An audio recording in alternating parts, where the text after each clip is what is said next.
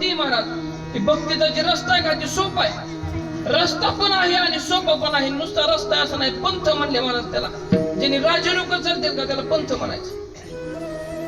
भक्ती पंथ बहु सोपा, बाकीच्या वाटा होत्या आणि पंथ सापडला आता तुम्हाला. मग म्हणले ह्याच्याहून चालायला काय अडचण आहे बघ. अडचण काय आहे माहितीये का? आपल्याला वाटतंय नामस्मरण म्हणजे एवढीशी साधन असते बाई, ही गोड आहे. कशामुळे म्हणजे एकतर ती सुखी प्राप्त करून देणार. पण नामस्मरण ही भगवत प्राप्तीची साधना नाही, नामस्मरण ही भगवत प्राप्तीचं वर्म आहे महाराज.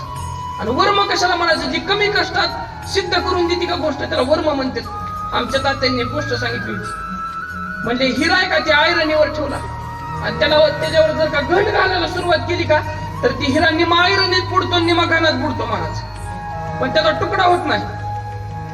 कशामुळे? कारण त्या रत्नालाच वज्र म्हणतात.